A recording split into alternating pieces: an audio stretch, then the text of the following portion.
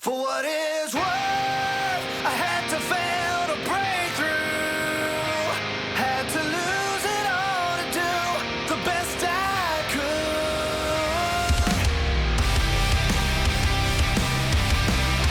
could. Yeah, that's what's up, man. So, what's new? It's morning. I'm having some coffee. It's early. This is an early Cheers. radio interview. Cheers. Well, let's Rock, dive right rock into knows it. no rock knows no rest. That is true. That is true, especially with you right now. So I am honored and I am excited to be talking with Scott Stevens, producer, songwriter, and the guitarist and lead singer of one of my favorite bands, the Exies. Man, you have been real busy lately. Yes, I have. It's good to be What's, busy, right? Yeah. So what's all the details? Let's see. The details are it started last year. I put out a song, first one in 16 years, called Spirits High, and got some love and kind of gave me a little bit of confidence to develop the rest of the songs that I had created around the time of that Spirits High song, which there was a batch, all COVID written songs of isolation, being pent up, and life reflection, and all that good stuff. Thinking so much, you start getting nervous. So I guess depending on how you want to look at it, it can be therapeutic or terrifying. But it caused me to work on some more material, and I just released a new song that is 3 years old. Oh, wow. Like Spirits High is 4 years old so it was 3 years old when I released it. But they just kind of sat, they weren't, I think I finished the recording on this latest one probably in June of last year. But the songs themselves were written, 3 and 4 years ago. Kind of strange. So yeah, I just released a new song called For What It's Worth, and it's all about kind of a tip of the cap to the band years that I was with the Exies and all the touring and everybody that was involved, and looking back on that and basically knowing that I gave it everything I had to give, and that I hope it was enough for myself, and I hope it was enough for everybody else, and that's kind of the premise of it. And it's a positive song. It's basically something of, I'm not going to say giving yourself a pat on the back, but more like just acknowledging what we do in life, because days go by so quickly, and sometimes we fail to recognize the things that we're doing, or really give credence to those moments, and I think that song was one of those. Once I got through the isolation part of coping with that kind of thing in Spirits High and through COVID, I just started to reflect on my life up to now, and that's how For What It's Worth was born. It is a great song. We're playing it on Q102. We're gonna be playing it again this weekend during my show. Shadow gave me the approval on that, so excited for our listeners to hear it again. So you and I were kind of talking on Instagram over the week, and you're like, dude, this is kind of a full circle moment for me in particular. So I kind of want to do that with this interview. I want to start with the band, how it got going, and then just get to now 2024, which is just weird to say out loud, 2024 itself. But how did the Exies get their start, for those that don't know? Well, we started in the late 90s, and we've been around for a hot minute.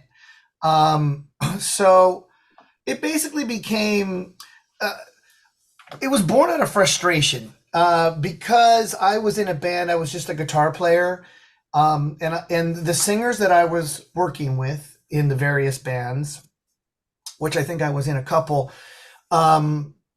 nobody was motivated enough to finish songs. They didn't finish the lyrics. They would write a little bit, and we'd go for months with these songs not done. And so how are we supposed to play shows if we don't finish songs?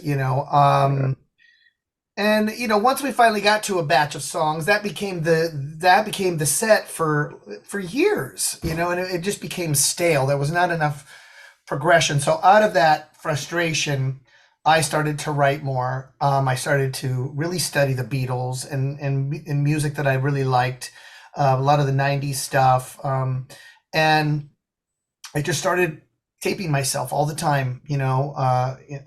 iPhones weren't even a thing then, so it was always just like figuring out a way to record on a 8-track or a 4-track or a tape machine or whatever it was, and basically trying to be as objective as I possibly could if I was sucking, or if something sounded good. And so from that, it basically, it started to snowball. I started to write a lot, and within a year's time, we got a manager, and within 2 years' time, we got a record deal. And we did our first tour, I think, in like 2000, and we spent some time on the road, and some people like Dean DeLeo took interest in us from Stone Pilots, and it's our name started to get around, and then a major label came in and bought out our indie contract, and we landed on Virgin Records, and we released our major label debut in 2003 with a song called My Goddess.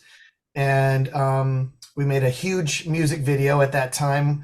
Budgets of that time don't exist in this present day. Right.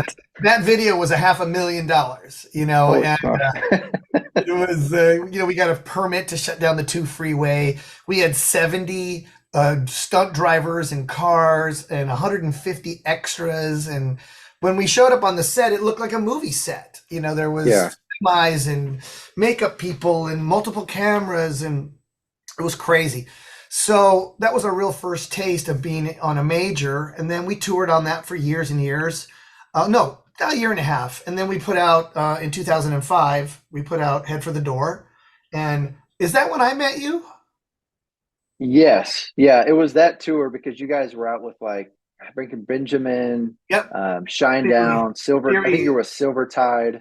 Theory of a Dead Man. Theory of a Dead Man, yeah. So we all hooked up like a few times during that era. And then the Modern Way era too. So that was... that was many years ago. So.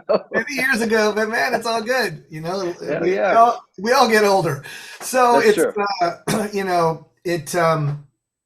After Head for the Door, we had our biggest radio single, which was Ugly. And that took us places that we never could really expect and got us on great tours. Motley Crue, Velvet Revolver. We played with everybody from Mike Kim, The Used, Breaking Benjamin, Theory of a Dead Man. Like everybody, Papa Roach, Buck Cherry, 3 Days Grace, we did it all. And then, we hit a little bit of a slow period, and we, our guitar player at that time, David Walsh, decided to part ways. And then I got Chris Skane, who was my original very first guitar player before David joined the band in 2003. But he was in another band, and so he couldn't stick around with us when we got the record deal, because he got a record deal first with his other band. But he circled back around on Modern Way, and we made which I thought was a really great record, really strong. I thought it had really good songs like These Are the Days and Stray and Fear of Being Alone and This Is the Sound, and there's definitely a good vibe on there. We had a different drummer on that record as well. We had Isaac Carpenter, who's in AWOL Nation, and then, that record ran a 2-year cycle, and, I started to kind of think like where things were going, and it's the ups and downs of rock and roll, right? We started low, got high, then we kind of went mid, then back up again, and then it kind of went down. And I felt like, I think I got to move on and do something else. And so, the band never quit. We just quit. We never broke up. And I started studying, like Pro Tools and trying to figure out how to record music at home. And I still did some tours after that. But in that time, word got around that I was writing, and Tyler Connolly was one of the first people I worked with from Theory. And he and I wrote a song called Head Above Water, which was on the I can't remember what that record is. That Low Life record? I don't remember, but Yeah, was it Scars, Scars and Souvenirs, it's maybe? not Scars. This record before that. So, anyway, Gotcha. that song got into the Dark of the Moon, Transformers, and that got the attention of another guy named Pete Gambarg, who was the head of A&R at Atlantic, and he said, I really like this ballad. I need a ballad for this artist that I have on my label. Her name's Lizzie Hale. She's in a band called Halestorm. Would you like to write with her? And I said, sure. And so she came in, and I remember I said, well, we don't, Pete wants a ballad like the Head Above Water. And I said, I don't really have a ballad, but I have this idea called I Miss the Misery. And that was the song that we wrote together first. It's their biggest single still to this day. So sometimes luck falls in your lap, to be able to work with Lizzie, who can do anything, and to write Miss the Misery on your first write. I guess the rest from there is downhill. What are your thoughts on her doing some stuff with Skid Row for a little bit? That's pretty cool, right? I think it's great. I mean, look, Lizzie and I know each other really well. We've written probably 25 songs together, maybe more, 30. I think we've done every single except for Love Bites and I Get Off. But, I think this is one of her dream moments. It is. And it's perfect. It fits, Yes. those notes that Sebastian sang, Lizzie can hit that stuff, Yes. She does. Very She's well. been doing Slave to the Grind for years. Yeah, she's phenomenal. I mean, she is so phenomenal. Totally underrated, in my opinion. But yeah, she's absolutely incredible. Is there anyone that you would like to work with in the future that you haven't yet? I know you've worked with Scott Stapp. You work with some big names, Daughtry, Shinedown. Is there anybody that you're like, man, that would be a bucket list, musician or artist to work with in the future? Well, I mean, I think there's a handful of people out there that I haven't worked with. I think working with Corey Taylor would be really cool, if he ever wanted to do a write. I think Dave Grohl, but he doesn't really do co-writes, or if he does, I don't know about it. I mean, I know Dave. He was around when we were recording Head for the Door. He was around all the time. Yeah. And he offered us a tour that we unfortunately couldn't do at one time with Oh man. him and Weezer. Was really bad timing, and I regret it to this day. But Dave's a friend, and he was always a really good supporter of us early on. But it would be great to sit and write a song with him. That would be amazing. What a treat. Yeah, I mean, I've written with just about everybody from that time, and so I would welcome writing with Brent again, and I would welcome writing with Johnny Stevens again. From Highly Suspect. Oh yeah. Had some great writes with him. Yeah, man, it's but I'm working with a great artist right now. I'm working with Daughtry. I'm doing Yes. I'm doing her new album right now, and we're just about done. We're gonna start mix, I think, next week, Nice. and then I'm doing Daughtry as well right now. So Yeah. I actually talked with my friends with Chris Trainer from Bush, and he's worked with them too. So it's pretty cool to hear who he's working with, because there's I don't think people realize behind the scenes there's such a rock community. Like everybody knows everybody works together. Now I'm not saying everybody gets along, but it's pretty tight knit community in the rock and roll industry, and I love that. it really is. It's funny because Daughtry and I were talking, right, and he came from Idol. He had to, he did his thing. Radio was a different thing back then, dude. Yes. This. Oh yeah. And he was on pop radio, and Mm-hmm. when I worked with him for the first time, I worked on this record called the Baptized record, and we wrote a song. Yeah, we wrote a song called Undefeated, and it was supposed to be a single, but it didn't end up being one. But that write was really, really good, and that got me to Cage to Rattle, which was the record I think after that, or maybe two after that. And we wrote 4 songs on that record. But again, none of them were singles, but they were the rock songs on that album. And when that record was done, he was off of RCA. And he called me. It was July, and it was like 2018. And he said, listen, I'm off my deal. I love the rock songs. I like writing with you. That my favorite songs to play live and the favorite songs I was a part of were the songs I wrote with you.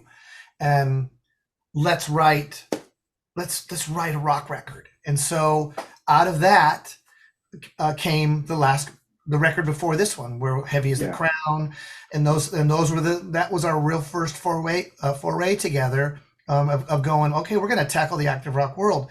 Now going back to what you're saying about the tight knit community, is he has seen that happen before his very eyes, how this rock community is embracing him. And I told him, I said, I know this genre. This is my genre. This is all I live and breathe. I don't ever really go outside. I don't paint outside the lines. And I said, I know how to get you the sound to help get you in there. But we got to woodshed the songs. The songs have got to be right, And he works extremely hard. And, we have a great new record out right now. Pieces just went to radio. We did Artificial, which went #1, and that was his first #1 in 17 years. Yeah, we're spinning that on cue right now. So it's all done right here in this room, and vocals tracked, and some of them in Nashville, but that song was put together right here. So that's crazy. I was telling Shadow, I'm like, I'm interviewing Scott. We're playing the new Exies single, but most of our rotation are songs that Scott has his name on or his fingerprints in. So it's basically the Exies are just Q102. I'm just going to say that. Scott Radio? No. Yeah, Scott Radio. Yeah. That's amazing. Thank you so much. I mean, I just keep my head down and I work, dude. And I go where I'm needed and where I can contribute. And like you said, it's a very there's a great community here. I've been in it for 20 years, and there's no other place I'd rather be. It's all I know, and it's right. But it makes getting out of bed something enjoyable, because it's hard enough writing my own stuff, which I hadn't done for so long. But it's great to be working and get that outlet with other artists that are talented too. Yeah, so you mentioned it a little earlier, but you guys released the new song earlier this year. I think it was in January, Spirits High.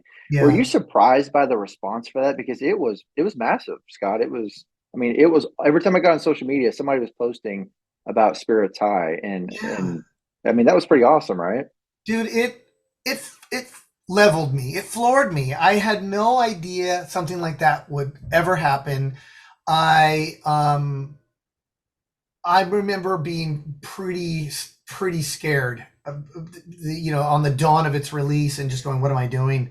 I haven't done this in so long. This is stupid, and then, how it is. Sometimes you just have a moment of courage, and it's done. And there it goes. And I started hearing from people in I don't know, Italy and France, and in Africa and stuff, in Australia, that had the song before America did, and it just started blowing my mind, and before I knew it, streaming numbers were going up and people were talking, and I was getting calls in the morning of the release this song's great. What are you gonna? Is the band getting back together? What are you doing? And it's no, it's just a one-off song right now. Yeah. And I guess I just felt it was time, and it was to honor the 20th anniversary of Inertia, our first major label record that we talked about at the beginning of this interview, and and also a tribute to David Walsh, who had passed last year, my first guitar player. So there was no expectations. And I feel like it was my heart, much like this song is. I don't know, I put it out there, and if people resonate with it, they do. And if they don't, that's fine too. Yeah. Yeah. I know, as a fan, I was kind of like you guys, when you went on your hiatus, I was so upset. I'm like, gosh, damn it. But I get how it all works, and that 2010 was kind of a weird time for a lot of bands. It was just, how do you promote yourself?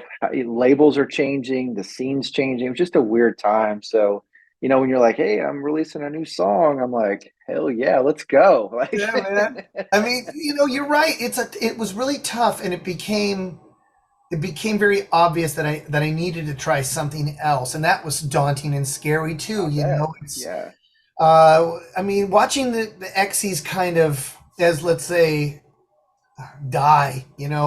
That was a very painful time for me, and it was my whole world, dude. And I mean, you know how deep we were in it, just like a lot of people are Yep. in bands. It was Absolutely. my life, and Yeah.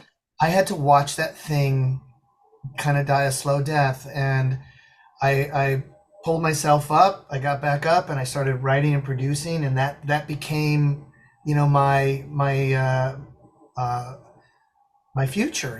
That became my purpose, and I did not ask. I did not, consciously go, I'm going to start writing Exies songs again. It really was not like that. When I first heard the melodies for these songs, and I was messing around just on my acoustic guitar because I'm at home alone, not alone, but just in isolation, like all of us.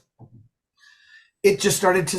I was like, God, that sounds like my band like 16 years ago, and how's that possible, and I kept on following it, and then all of a sudden I developed a batch of tunes, that all kind of have that thing. I guess that is Yeah. whatever it is that we have. Yeah. You guys do have a distinct sound, and that's what I love about you guys. I mean, your voice, the guitars, like that's an Exy song, and I've always loved that Oh, about cool. you guys. Thank you. So is there kind of a story behind the brand new song For What It's Worth? We had some people message me asking, "Hey, God, ask Scott, what's the meaning behind that song?" So they just kind of mentioned it was more kind of COVID time with what we're all going through. Yeah, I think For What It's Worth is, this is what I've done. This is what I did. It was an amazing experience, good or bad. A lot of people have this in life, like you working with your, doing your DJ thing and working, at radio stations, and you're going to look back on this at one time and go, well, for what it's worth, that's what I did, and I did it the Yeah. best I could, and geez, I hope I was enough, and I hope, that I don't have any real regrets, and that I wouldn't change a thing, even though it was hard at times, Yeah. because all those mistakes and all those things, it's all a part of it. Life is not perfect, and we have our ups and our downs. And sometimes we just have to look back at the past and go, yeah, that was pretty cool. Or that was really hard, but I got through it. And, I'm in a better place now because of it. So For What It's Worth is just me kind of saying, the chorus lyric is, for what it's worth, I had to fail to break through, which means I had to kind of watch the Exies disappear and start this producing gig, unbeknownst to me that would lead me back to the Exies. Yeah. Isn't that crazy? Isn't that crazy? Full circle. Full circle. I had to let something go and totally buried it, shoveled in the ground, like dirt on the coffin. And it just, I could have never ever thought that we would be here talking about a new song, or let alone two new songs. Right. I said goodbye to that time in my life, and I think that's For What It's Worth, is saying, like, I built my life around these people that I love, and I built it around the band, and and I wouldn't change a thing. It wasn't perfect, but what is? So that's the message there, and my gardeners are here. Sorry, man. That's right. I've had a lot worse during interviews. This is totally fine. Yeah. Just good background realism for the audience. Yeah. Just an everyday guy, No big deal. The guy's here. He's doing. Hey, man, they're the happiest people I know. My gardeners, they come here and they just have a smile on their face, and they're outside in the sun, and they're just doing their thing. And I'm like, God, sometimes I wish I could look at life as a little simpler and enjoy the simple things. Yeah, I struggle with that all the time. Like, man, I think a lot of us they're just doing it and they're happy. And I'm like, I'm complaining about stuff, and it's like, dude, it's first world problems. It really is. It really is true, man. It really is true. We do need to pay attention to the moments, because they pass us so quickly, and a lot of times the most significant ones, we don't even know we're looking at them until they're gone, And I think that that's also where I'm at with this new song is, I'm being reflective, and I'm acknowledging it, and really trying to write it out of how it feels in my heart, Yeah, and absolutely. yeah. So there's for the people that asked. There you go. So you guys have a big date coming up, May 29th. You've got a reunion show at the Viper Room in West Hollywood, man. That's awesome. What can fans expect at that show? Well, though, it's gonna be loud. Yeah. It's gonna be the Exies, man. We were always a high energy band, and big riffs, and dynamic things, soft vocals, loud vocals, and playing all the songs that everybody knows, and we'll play Spirits High, and we got signed out of the Viper Room, which is why we're doing this here. We probably could have done a bigger venue, but this is where it all started. And so it's like Motley Crue, right? Motley Crue went back and they did a video for, I can't remember what song it was, but Kickstart My Heart. They did it at the Whiskey. Yeah. They could have done it at the Forum, but this is where it all happened for them, was at the Whiskey. So in that mindset, that's where it all began for us. Everything that ever happened to this band came out of showcases out of that place. Absolutely. Yeah, a lot of big bands coming out of that scene in Hollywood there. Will be streamed at all, or will it just be a live only concert? Just a live only. Gotta come out. Gotta be there. Gotta be there or not. Get your tickets. Or hear about it. One hell of a show. Yeah. Yeah. Do not miss that show. It's happening May 29th. So it's going to be a good show. At the Viper Room, and we're going to go on early too, just so. Nice. And here's why: because we have limited rehearsals because we're all busy. Mm-hmm. So when we set up and we do our sound check and it sounds great and we're happy, I don't want anything being torn down by another band or two bands before us and then trying to get it back. So we're going to hit the stage at 8:30 sharp, and there's going to be bands play after us. And it's a Wednesday, so it's better to be early anyway. Yeah, I agree. My wife complains all the time. She's like, Tuesday show, Thursday show. But if it's at 8 o'clock or 7:30 or something like that, that's perfect. It's perfect. Yeah, it's like midnight. It's like, I don't want to go to an 11 o'clock show on a Wednesday. Sorry. No, nobody does. We're getting too old for that. So. Yeah, no, I need my sleep, man. Yeah, no, exactly. So, man, I really appreciate your time today. Where can our viewers and listeners get more details on the Exies and everything going on with you guys? Well, you can go to my Instagram page. There's two of them. There's an Exies official, and there's I think it's Exies Scott. Is it Exies Scott? Mm-hmm. Yeah, I think so. And just hit my link tree, and on there it's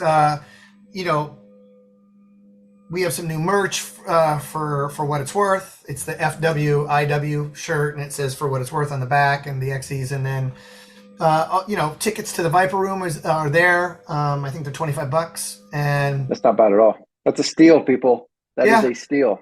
$25, man, and that's cheaper than dinner. So and then all things.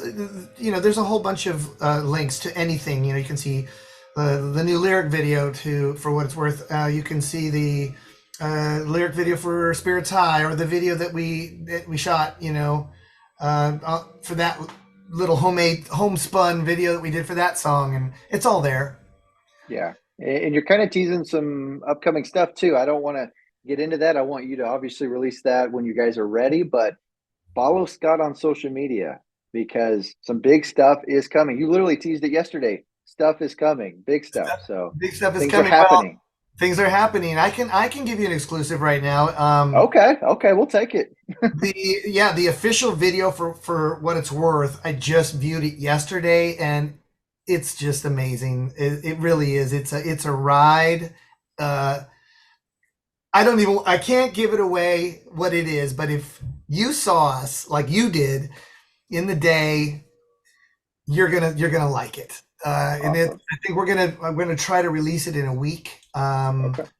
And it just hits the heartstrings, and it's everything that the Exies were and are. and I had a blast cutting it up and I doing love it. that. Yeah. I love it, man. So be sure to check out the new single For What It's Worth. You can listen to it on Q102, obviously. You can also stream it wherever you get your music at. Get your tickets for the reunion show for the Exies. It's happening at the Viper Room in West Hollywood, May 29th. It's going to be loud, and it is going to be fun. Scott, it is great talking with you, my man. And Bruce, I appreciate your brother, time. I I love you, dude. appreciate you, man. I love you too, dude. We've been through this for a long time. This is We amazing. have. And I literally have photos, like printed photos of us. That's how long we've known each other. You know, yeah, I had one of those. you're a baby. You're a baby, Man, man. it's been a wild ride, and I'm so happy to have you guys back. And Freddie, is Freddie joining you guys at the reunion show? I assume he is. I mean, look, this is the original lineup. David had passed, as I mentioned. May he rest in Right. peace. This is as close as you're going to get. It's Dennis Wolf from Inertia, Goddess, Ugly. Yes. All those songs. That's the drummer, and Freddie's playing bass, and Chris Skane from A Modern Way of Living with the Truth is playing guitar. Awesome. And Awesome. Scott the Idiot is singing. No, it's going to be a hell of a time. So, guys, again, request For What It's Worth. If you're not listening to Q102, request it at your radio station, request it at Sirius XM. Get it going, guys. This song is amazing. Yeah, man. Check it out. Everybody give Shadow some love or however it works. Yeah. And let them know that you want to hear the song. I mean, let's go. Yeah, and don't miss the Song is about Exies your life reunion. and times. Yeah, Yeah, absolutely. May 29th. Scott, man, I appreciate your time and look forward to seeing you soon. Dude, Randy, thank you so much, brother. Absolutely, man. Let me know if you need anything, all right? I will. All right. Talk to you Take soon, care, Scott. brother. I'll talk to you You soon. too. Thanks, man. All right, cool. Bye. Bye. For what is worth.